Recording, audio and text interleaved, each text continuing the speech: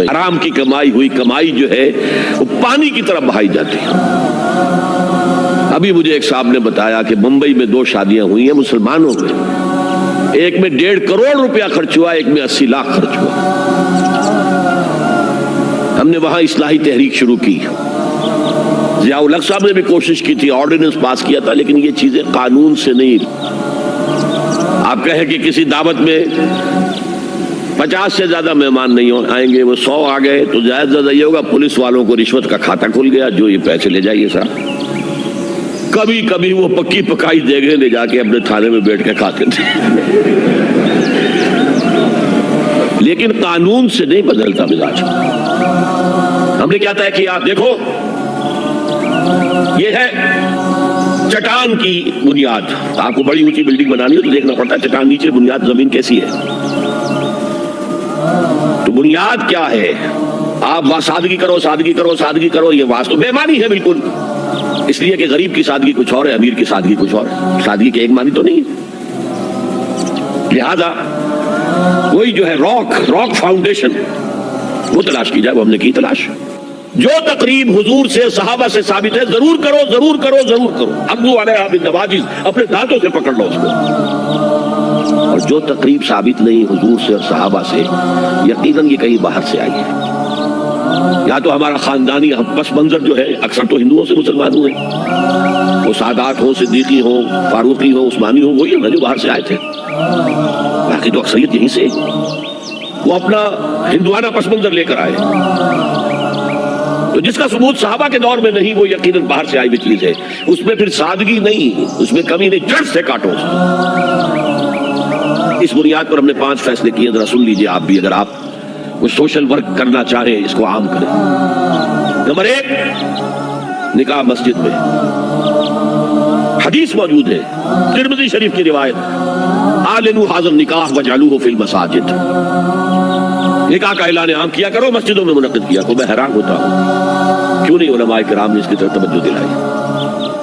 حدیث ہے، ہاں میں مانتا ہوں ان کا کہنا یہ ہے کہ یہ یہاں جو امر ہے کہ مسجد میں منعقد کرو، یہ امر وجوب کے لیے نہیں ہے، استحباب کے لیے، مستحب ہے یہ کہ مسجد میں۔ تو بھائی مستحب کیوں چھوڑ رہے ہو تم؟ اس لیے چھوڑنا پڑتا ہے، مولوی بیچارے کی حیثیت ہے ہی نہیں معاشرے میں کہ وہ کہے جناب یہاں آئیے میرے پاس، میں نہیں آؤں گا آپ کے گھر نکاح پڑھانے کے لیے۔ وہ اپنا رجسٹر بغل میں جمائے بیٹھا سوکھتا رہتا ہے، وہ تو آ رہی تھی بارات عصر کے وقت، مغرب بھی جا رہی، آئی نہیں، وہ بیٹھا نہیں۔ پہلے 20-30 روپے ملتے تھے، اب 200-300 400 ملتے ہیں، اور کیا ہے؟ میں نے انہیں یاد دلایا، دیکھو شرم کرو، عیسائیوں نے آج تک اپنے چرچ کی اور اپنے پادری کی عزت یہ رکھی ہے کہ شہزادے اور شہزادی کی شادی ہوگی وہ بھی پادری چرچ میں آئیں گے۔ شہزادے کی شادی ہو رہی ہے تو جو ان کی پارلیمنٹ کے ساتھ ہے چرچ، وہاں شادی ہوگی، وہاں پردہ نہیں ہے، لڑکا لڑکی دونوں آمنے سامنے کھڑے ہو کر قول و قرار کریں گے۔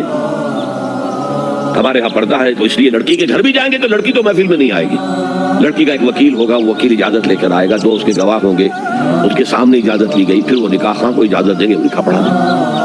پہلی بات یہ ہو گئی کہ نکاح مسجد میں۔ نمبر 2، نکاح کے موقع پر کوئی دعوت کام نہیں، کوئی ثابت نہیں، دعوت کام صرف ایک ہے، وہ ولیمہ ہے۔ اور اس قدر معقول بات ہے، سب باپ اپنے سینوں پر ہاتھ رکھ کر سوچیں اور میری بات سنیں، کیا بیٹی کو گھر سے رخصت کرنے کا وقت جو ہے وہ خوشی کا وقت ہوتا ہے؟ جب بیٹی گھر سے جا رہی ہو، کوئی جانور بھی آپ قربانی کے لیے، کوئی مینڈھا کو بکرا لے آئیں 8-10 دن پہلے اور بچے مانوس ہو جائیں تو وہ جب آپ ذبح کرتے ہیں تو پچھاڑے کھاتے ہیں کہ نہیں بچے؟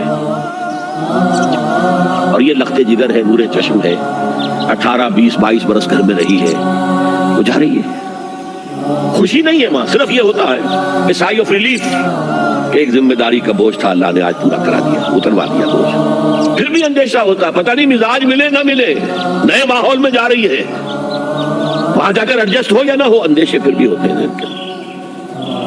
تو ان سے مرغ پلاؤ کھانا اور متنجن کھانا کوئی معقول بات نہیں ہے۔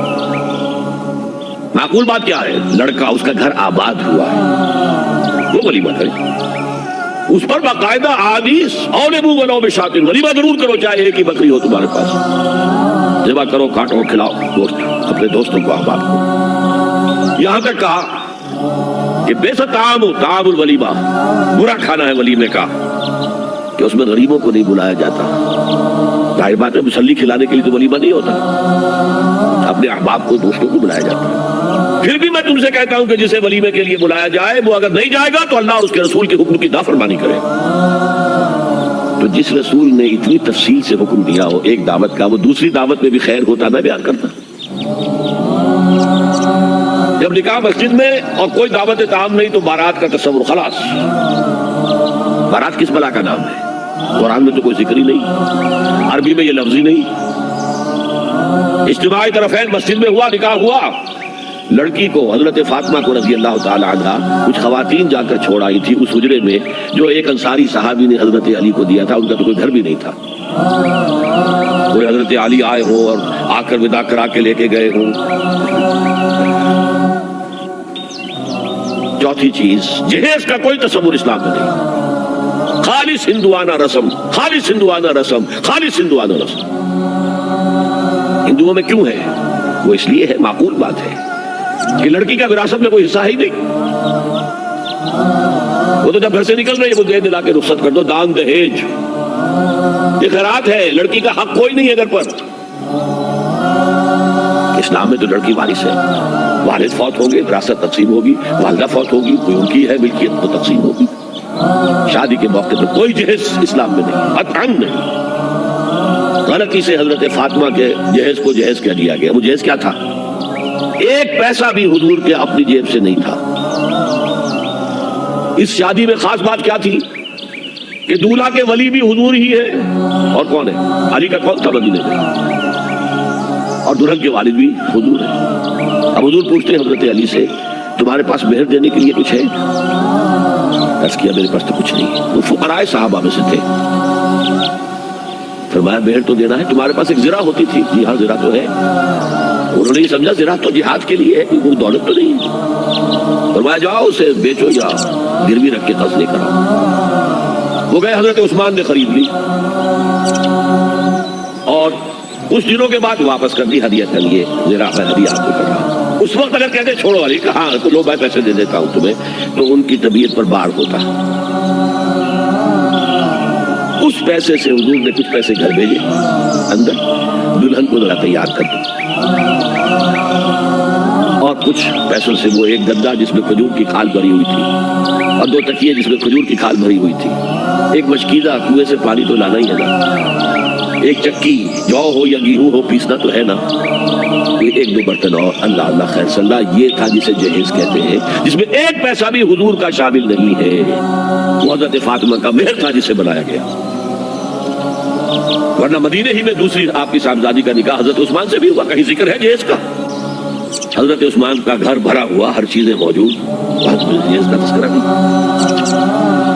بہرحال یہ شادی کو آسان کرو، زنا کو مشکل بناؤ. یہاں شادی کے لیے 9 من تیل ہوگا تو رادھا ناچے گی، ورنہ یہ کہ بڑی ہو رہی ہے، عمر ہو رہی ہے، سب کچھ ہو رہا ہے، لیکن کچھ تقاضے تو ہے نا. آخر کچھ تو کرنا ہوتا ہے نا. آخر کچھ نہ کچھ لوگوں کو تو کھانا کھلانا ہی ہوتا ہے نا. بارات تو آخر آئے گی ہی نا. کچھ نہ کچھ تو دینا ہی ہوگا. کچھ جوڑے کپڑے، کچھ یہ اسلام کا فلسفہ جو میں نے 4-5 باتیں آپ کو بتا. فلسفہ یہ ہے کہ لڑکی کے باپ پر ایک پیسے کا بوجھ نہیں. انہیں لڑکی پال پوچھ کے تمہارے حوالے کر دیا. اور کیا چاہتے ہو تم؟ سارا مرد آزما، مرد آفری، مرد کو چیلنج دیا ہے تم مرد ہو، مہر تم دو گے. اور سب سے بڑھ کر کیا ہو رہا ہے آج کل بھی ہوتا ہے. ہمارے ایک کچھ کام ہوتے ہیں اسلامی، وہ بھی ہے کچھ وہی ہندوانہ پس منظر. نکاح کی محفل میں چھوارے کون لے کے آتا ہے؟ جی لڑکے والے. اور پلاؤ کن سے کھاتے ہیں؟ بھائی جس وقت تمہیں وہ پلاؤ کھلا رہا ہے وہ چھوارے نہیں بانٹ سکتا تھا. یہ ہے اسلام اور غیر اسلام کا امتزاج. چھوارے لڑکے والے لے کر آئیں گے اور پھر دعوت اڑائیں گے لڑکی والوں کی طرف.